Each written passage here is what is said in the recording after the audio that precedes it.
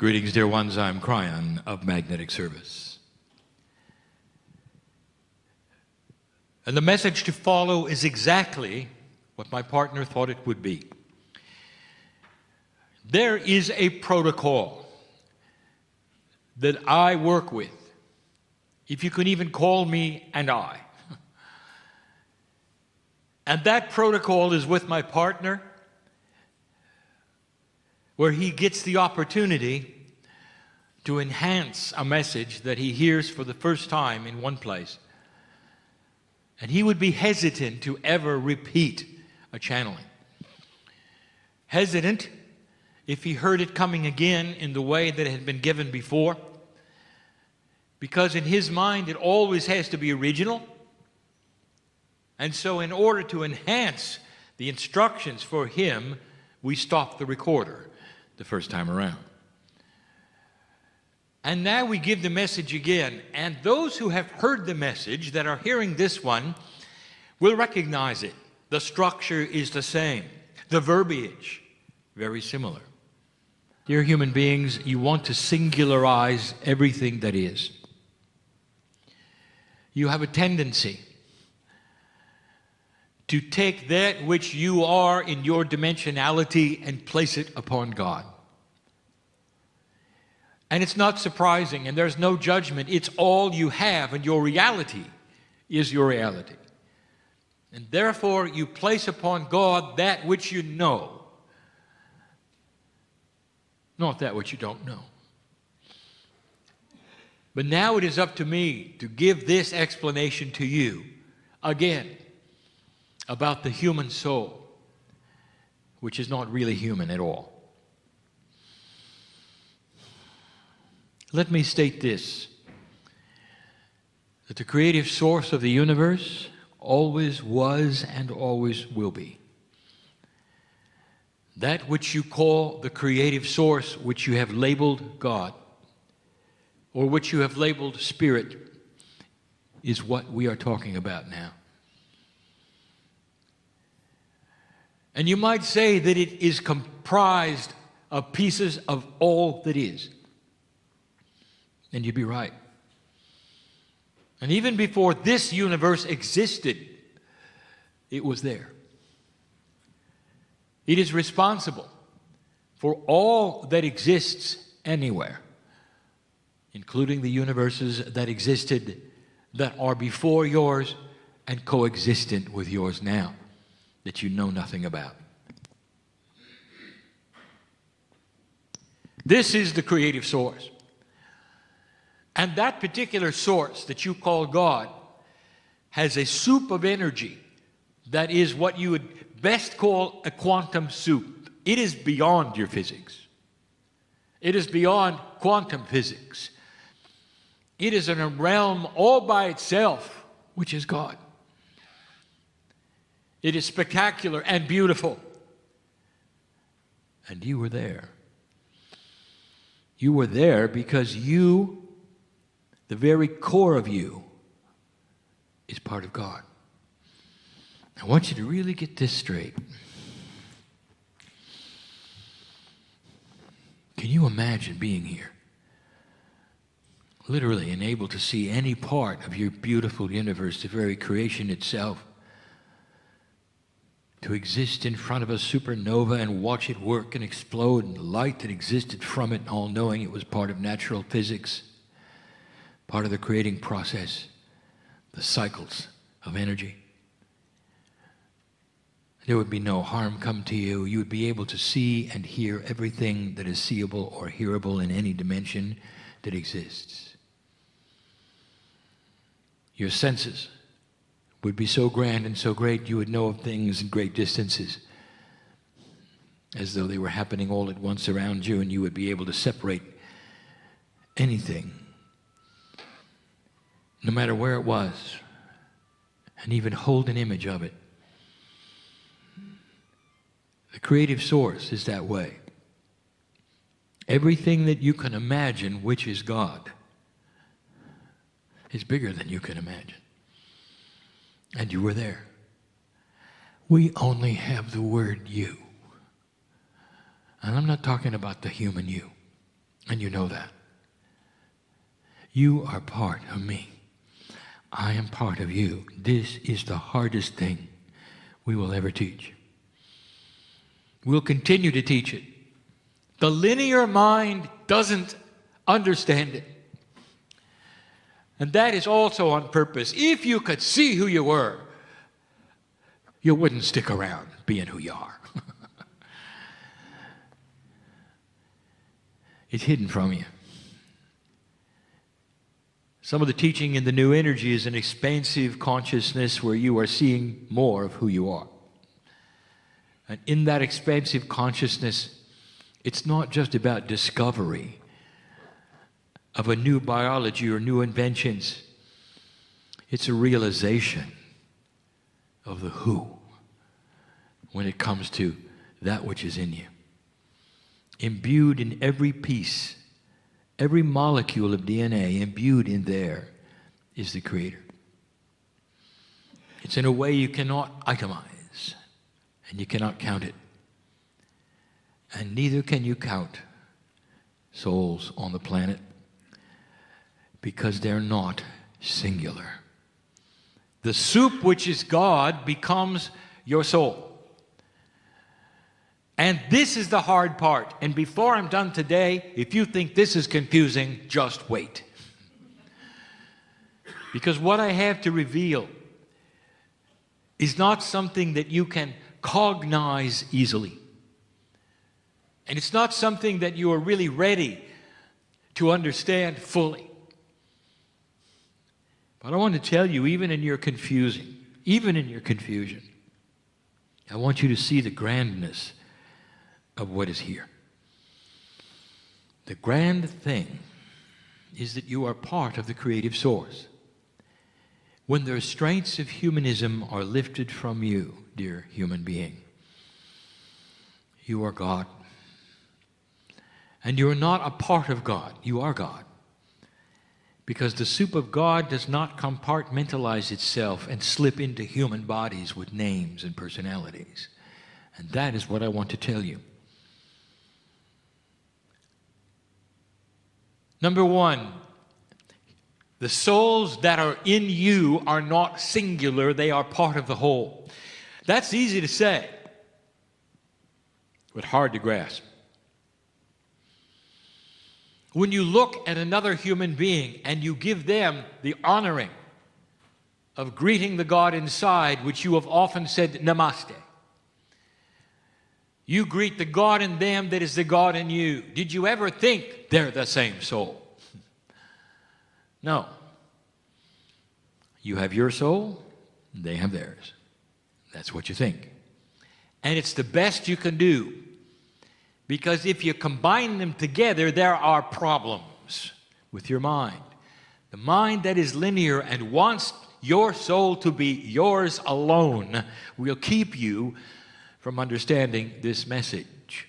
And what I'm going to tell you is that when you cross the bridge of understanding, you'll understand that it amplifies things. It does not change them and subtract in their magnificence. There is no such thing as a singular soul. It is always connected to the whole. The soup of God is always in a soup.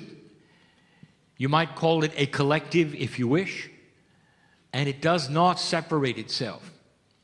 Pieces and parts of it, if you wish to call it that, inhabit the human body and consciousness, and you identify it as your soul. My partner's teaching this year will be about the 9 attributes of the human being, and 3 of those are the soul group. And he talks about the core. And that is what you feel when you get into a deep meditative state. You touch the core, and you think it's you. It isn't. It's everybody. And that's why it is so magnificent. I don't want you to think this is a foreign entity inside you. It is you. But you are God. The only linear thing is that humans live in 3D and never see the connection. And here's what it means. Now, my partner, we're going to be more succinct this time than we were last, and we will not break out into other teachings as we did before. I was speaking to my partner who sits in the chair about what is coming that might be different than what was given before. I'm going to break some paradigms that you've been taught. The human soul is creator. It does not belong to humans. It is part of creation that is in you. Therefore, there's no such thing as a soul in a learning capacity. Souls don't learn. Humans do. And yet you are told sometimes that they are specific groups of souls, and that some are more, what you'd say, wise than others. My partner uses the word old soul. You're all old. It's just that some of you have been humans longer than others. Old soul doesn't even make sense, because there is no time of a soul. Always was, always will be. Part of God. And then that is not a correct label, old soul. But humans will continue to use it because it means something different than what it is. There's no such thing as souls that are in a learning capacity to be better souls, going to some place else where they would be graduate souls. This is all in the purview of the mind of the human being who is attached to human things. Humans learn, humans graduate. Human moves from one level to another. Souls do not, dear one. And so get used to this. What if I told you?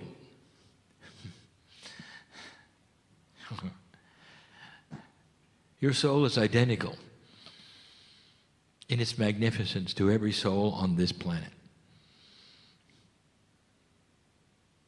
What's the worst human being you could think of? In history, alive now?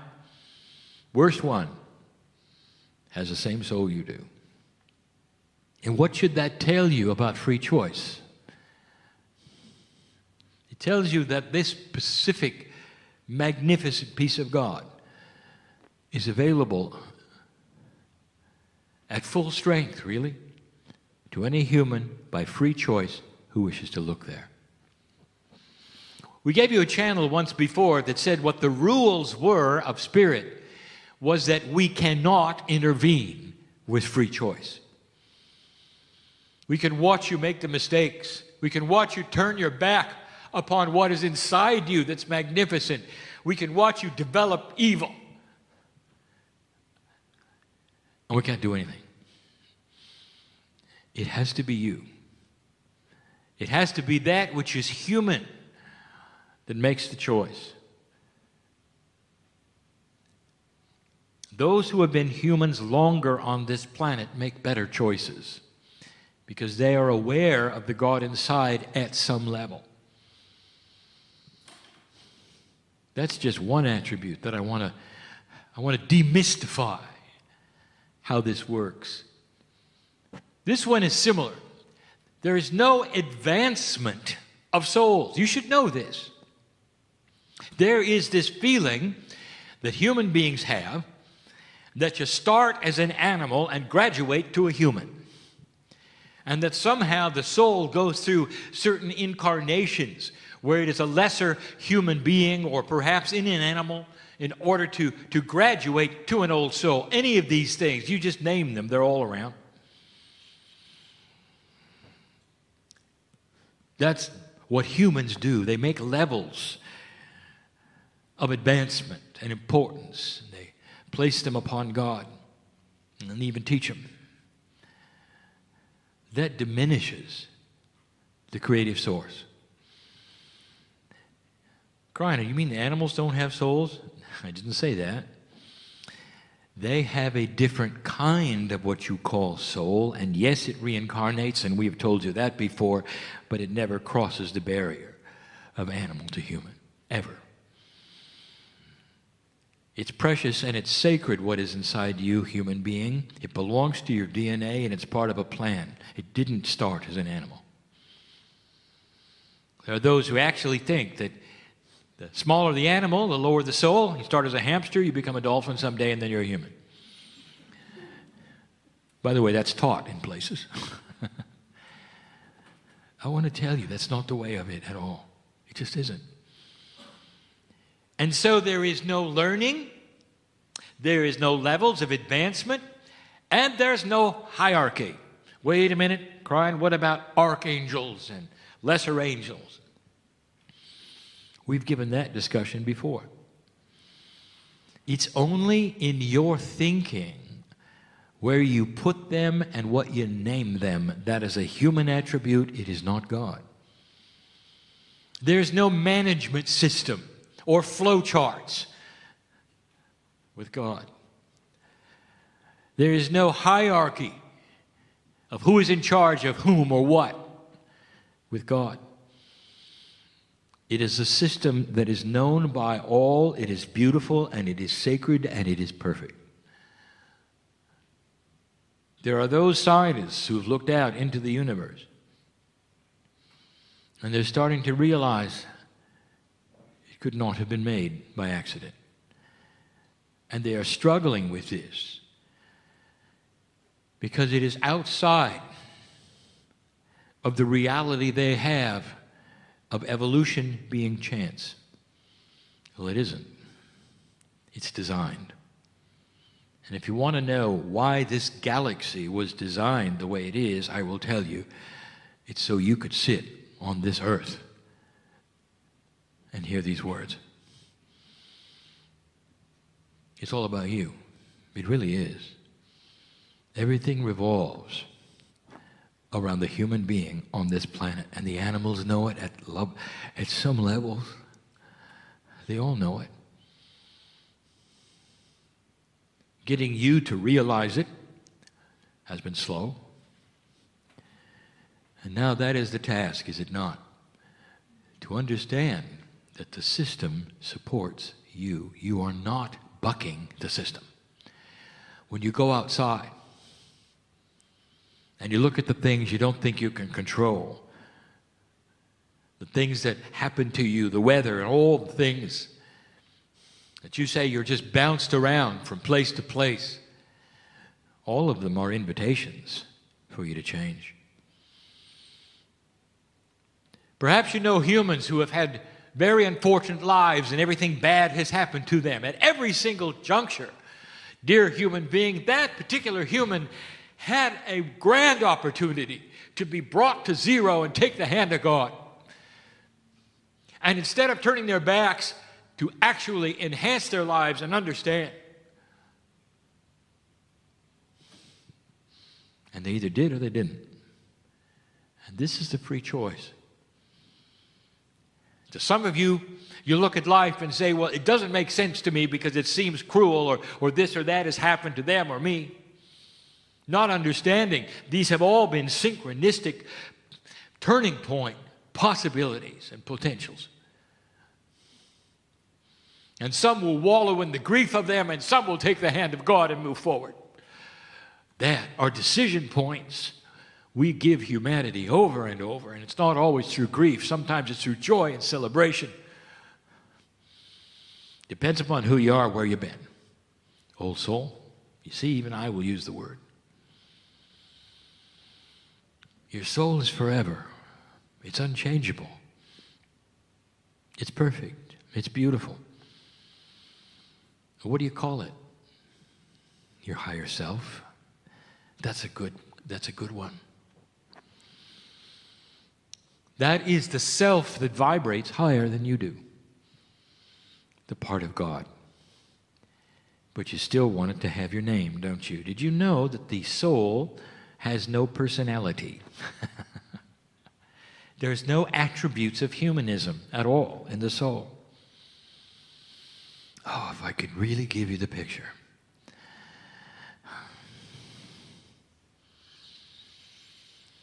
I would love you to see it.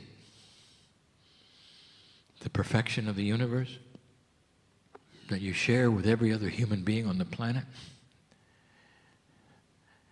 Do you know what increased human consciousness really is? It's building the bridge to connectivity.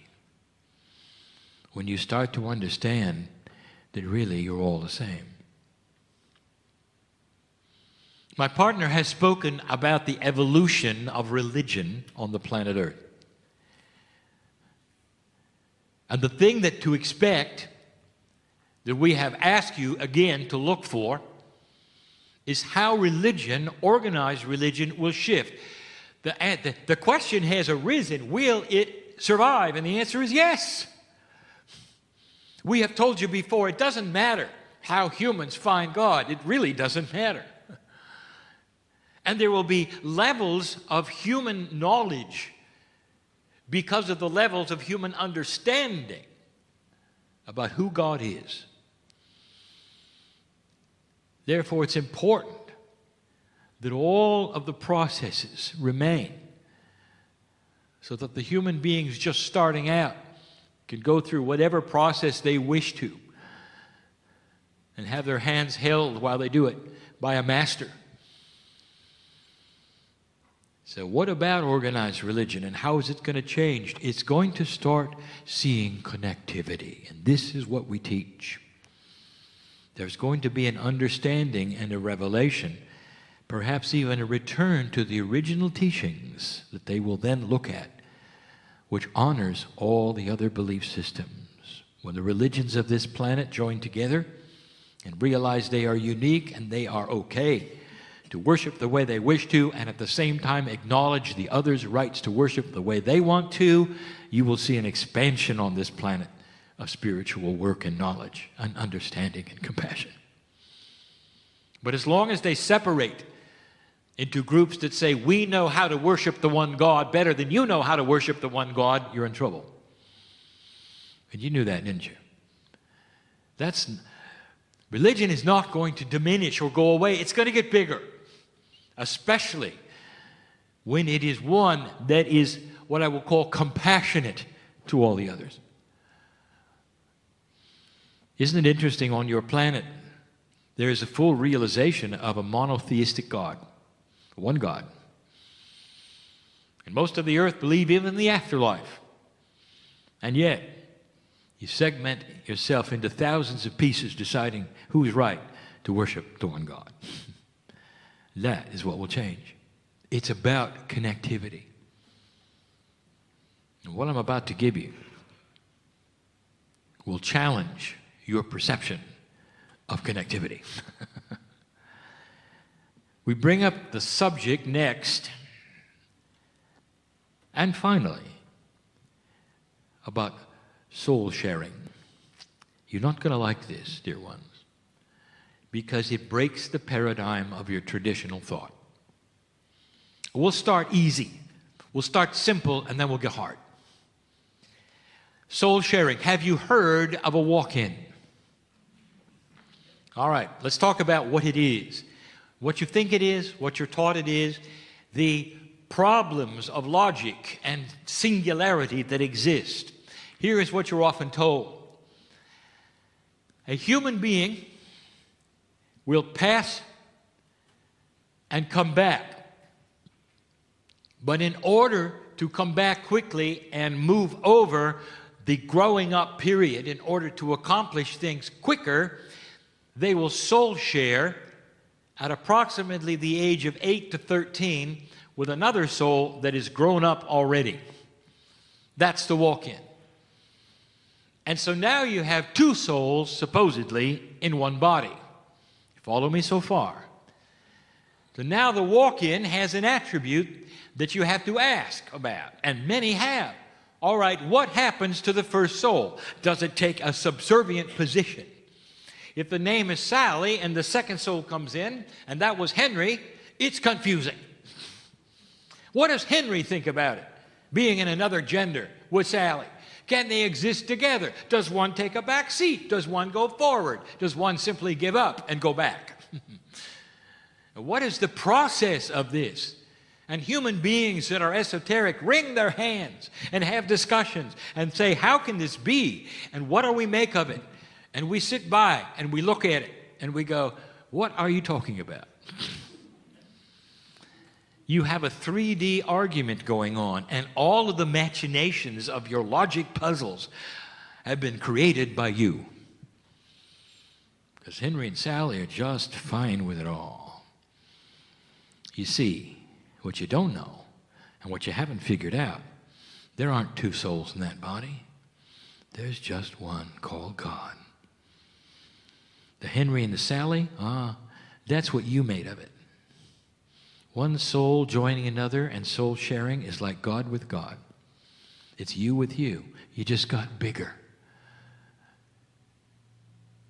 There will be arguments. Well, what attributes of the Akash belong to Sally? And what attributes of the Akash belong to Henry? What if I told you they combined them? What if I told you things just got bigger with the walk-in? Would that be all right? What if I told you the whole purpose of the walk-in is combined Akash? So that the experiences of many lifetimes, apart from what you think is singular in your past lives, can combine into another human being as one. Now that's confusing. You see, it's bigger than you think. There are no puzzles to figure out with the majesty of God. A walk-in, it's very common, especially with an old soul passing and coming back quickly into one who has already grown. It is a system of benevolence, of understanding, a fast-tracking system that allows things to happen better than they would have otherwise and taking less time. And by the way, it's often in a family. Now this is going to get worse if you're confused already.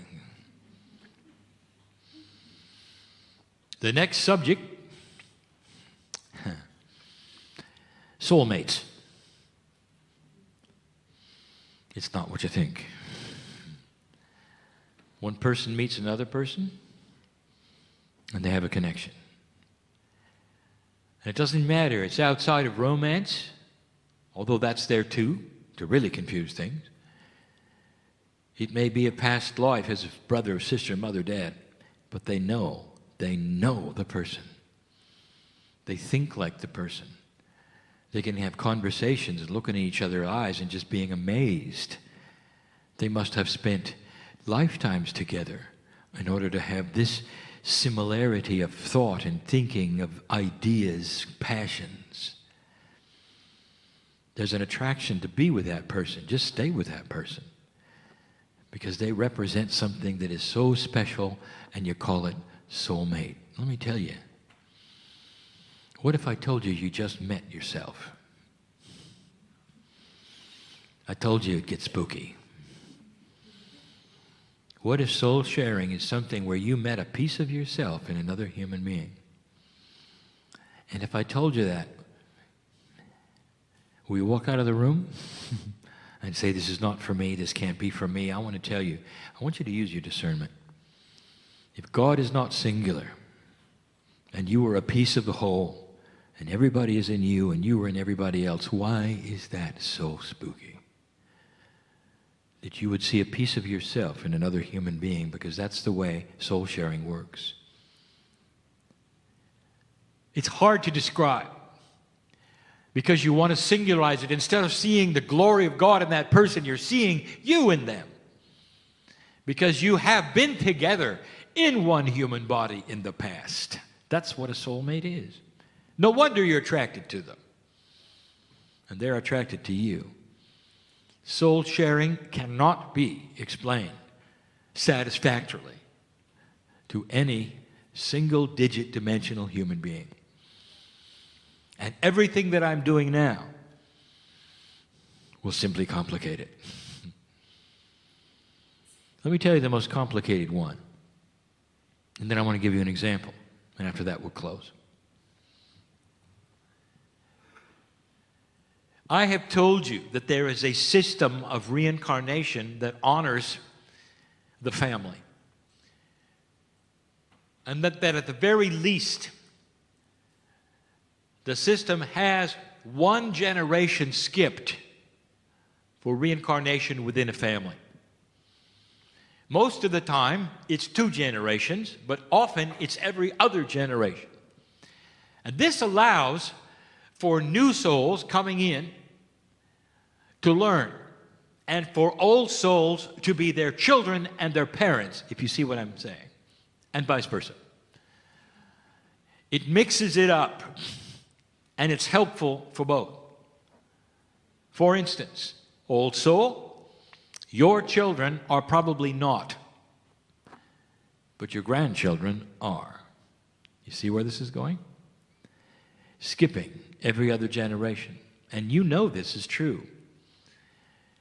For in a generality, we will say, you know your children best, but when your grandchildren came in, you saw something in them that you recognized.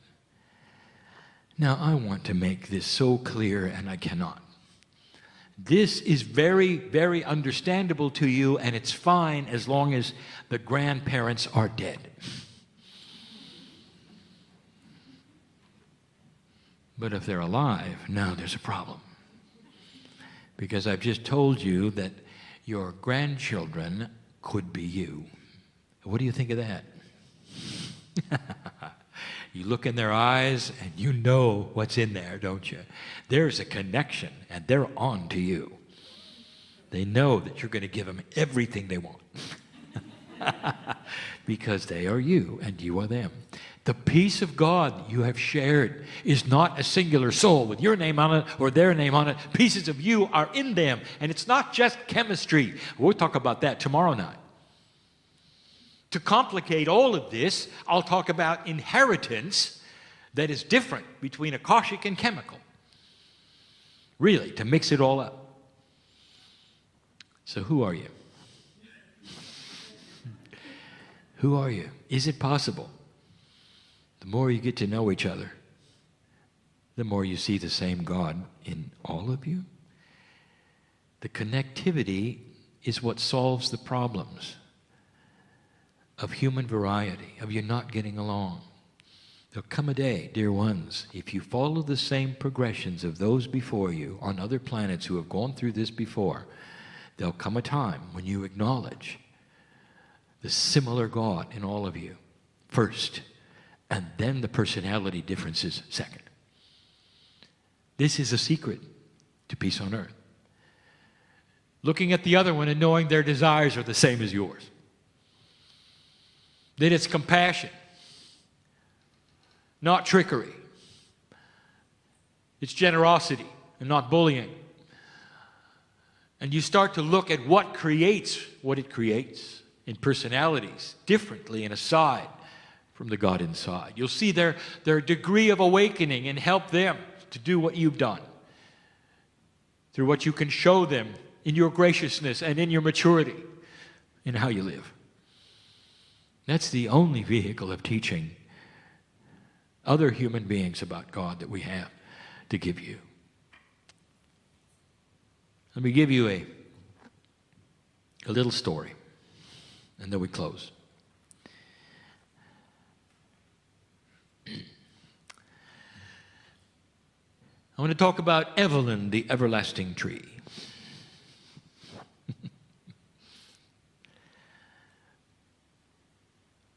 You know, parables don't make a lot of sense.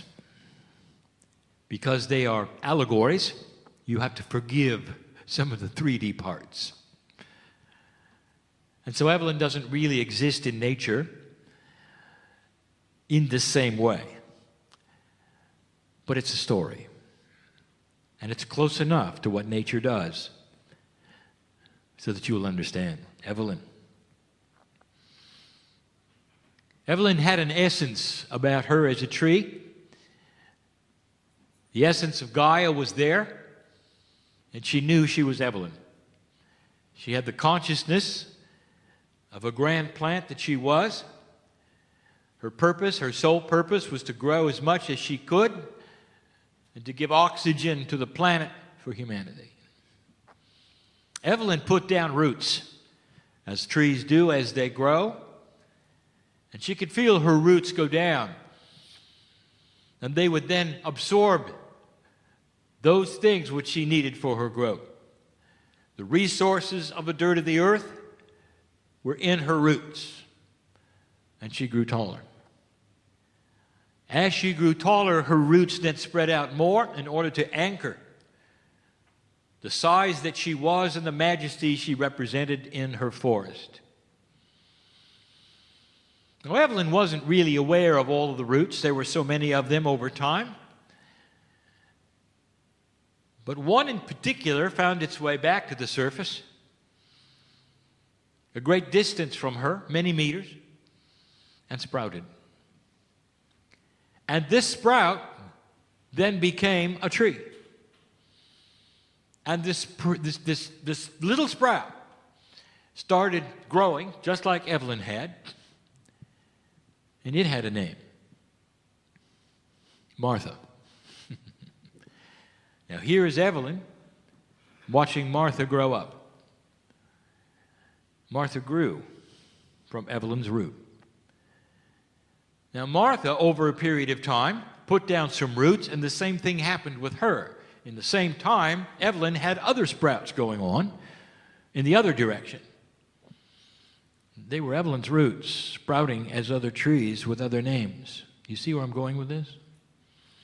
Eventually we have a forest, and all the roots are connected. They're all connected.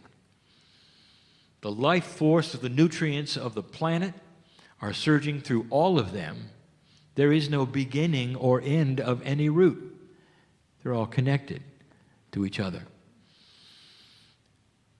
Now, I want to interview Evelyn. Evelyn, who are you? As you look around the forest, are you Evelyn? Or are you also Martha and George, Sally? Who are you? And Evelyn would have to stand tall and say, I am all of them, and they are all of me. Because our roots are combined together from the same source. I want you to look at that. And I want you to understand that it is the metaphor of who you are. In nature, you look at these kinds of things and you say, how unique. You don't see it as you do yourselves, with individual personalities, lives to live, or you walk around. But it's true. Connectivity and the realization of it and the oneness that is all is going to be the salvation of humanity.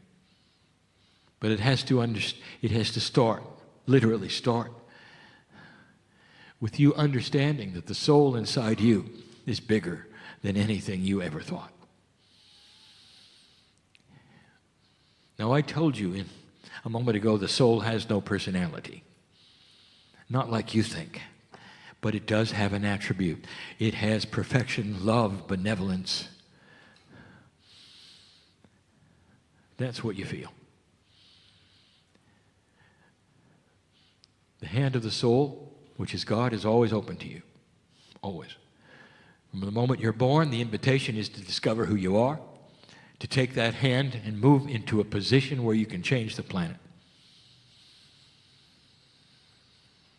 And old soul, you've lived long enough to come to this point and hear this message. Well, you know I'm right. Because this is the time to take that hand. It's got to be with your free choice, with your intent, and with your understanding. That's what I want to do. Don't do anything because you should. Or because you came to a meeting and heard a channel, it may have moved you. Now you should do something. Don't do that. I want you to sit by yourself alone in a chair and ask your body, is there more? And it will shiver in response. And the first thing it's going to say is, what took you so long to ask? And it'll say, yes. And that is the beginning of discovery. My partner did that. He did it 23 years ago. He started with himself. He was afraid. What energy is talking through me? How could it do this? Is it the devil? All of the things that linear minds go through tradition and training and misinformation was there. All of it. Until he got to a place of pure emotion where he wept with the understanding that he was more than he thought. And it led him right to the source. That's the invitation, dear one, of every single human being on the planet. If you relax and talk to that which is your innate in your body and let it help guide you to the truth, you'll get it. Don't listen to me. Don't listen to another human being. I want you to start listening to you. Start asking yourselves and yourselves what it is you need to know. And it'll tell you. Is this channeling real or is it not? Use your discretion and your discernment and all the words you want. Discern the energy of the day. My partner steps aside for this, and now he comes back in a moment. All this time to give you a message of love coming from that source, which is you. You ought to recognize this voice. Not the human voice, the other one that's been talking to you in the third language all this time. Whispering, listen, listen, listen. This is what you came for. It really is. Dear old soul, you are the hope of the planet. Whoever is listening to this and cognizes the truth of it, you'll know this is your time. Get on with it. And so it is.